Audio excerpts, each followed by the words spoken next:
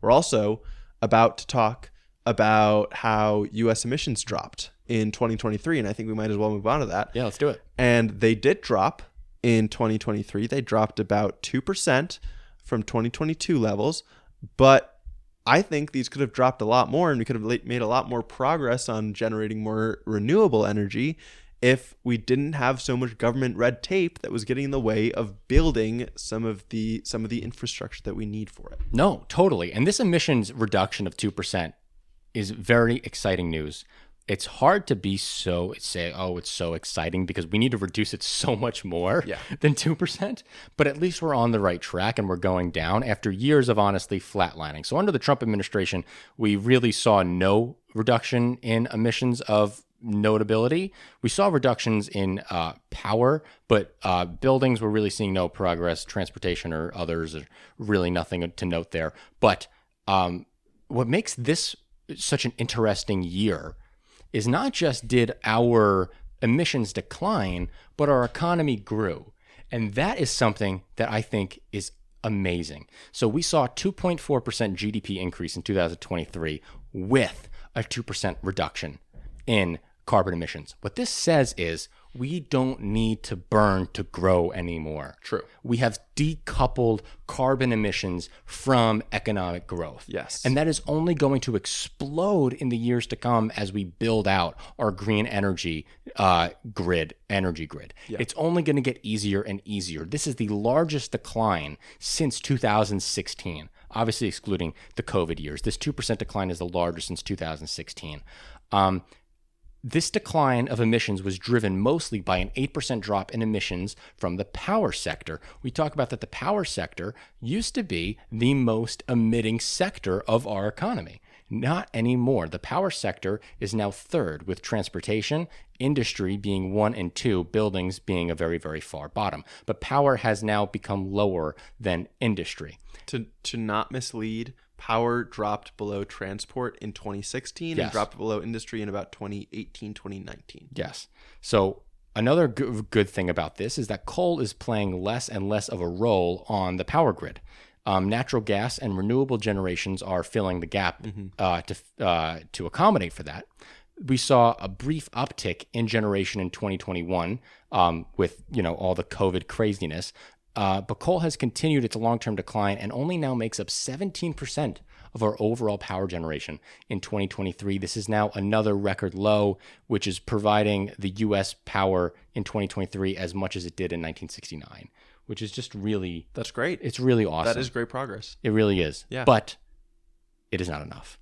The United States needs to meet our 2030 climate target under the Paris Climate Agreement, which is a 50 to 52% reduction in our carbon in our greenhouse gas emissions below the 2005 levels. This 2005 level was when the United States peaked in its carbon emission.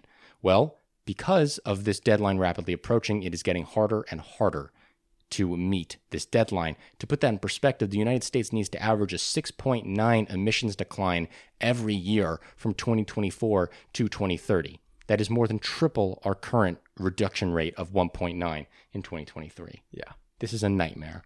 Now, there are some things that are exciting about this. The research team from Princeton has estimated that the Inflation Reduction Act will result in an economy-wide emission reduction between 43 and 48% below 2005 levels, close to the Paris climate levels. That 48 number is very, very close to 50, but not close enough. Yeah, and also, it's reaching that by 2035. Not 2030. Not 2030. What we've said now twice on the show is not doing enough is not an excuse for doing nothing. Another corollary to that would be that not doing enough means do more. Right. We're not doing enough. We have to do more. Exactly. It is good that we made some progress here, admittedly. It is not close to enough. It frustrates me.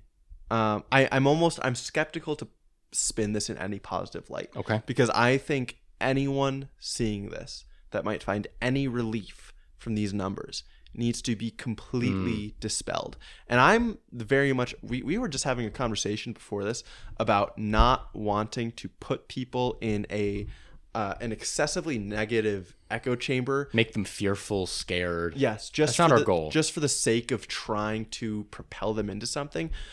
If there was anything to be fearful or upset or angry or want to do something about, it is this. It is this. That is perfect. How much greenhouse gases we are emitting, how much are we contributing to climate change, how much are we doing to combat it? Yes. And we are not doing nearly enough. So the Inflation Reduction Act is expected to double our current pace. So up from 2% to 4% annually reductions. Again, we need to hit 7%. Yes. You know what that tells me? We need an Inflation Reduction Act Part 2 a couple years from now. No, literally. I mean, we preferably faster. This is the thing about politics, right? Because the Inflation Reduction Act is still fresh in our minds, we think we've done our part on that for now. Right. The momentum is gone. We can rest on our laurels. This is where I think business usually does much better than politics. I think I've talked to you about this, where like at a business, when you're doing your job, it's not just like, okay, I've done 20% of the job and now I can wait a little bit and then I can do another 20%, right? We kind of need the government, Congress, to be acting more like a business in this case. So as voters, we kind of need to act like a bad boss, like a hard ass boss, right? Who's kicking Congress's ass into doing something about this, despite the fact that they've already done something.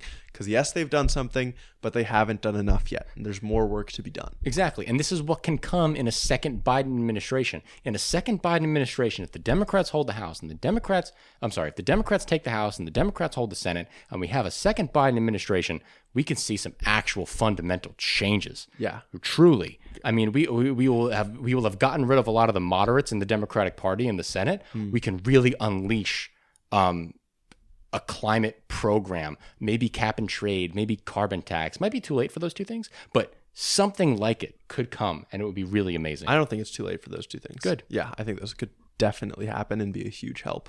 Awesome. Yeah.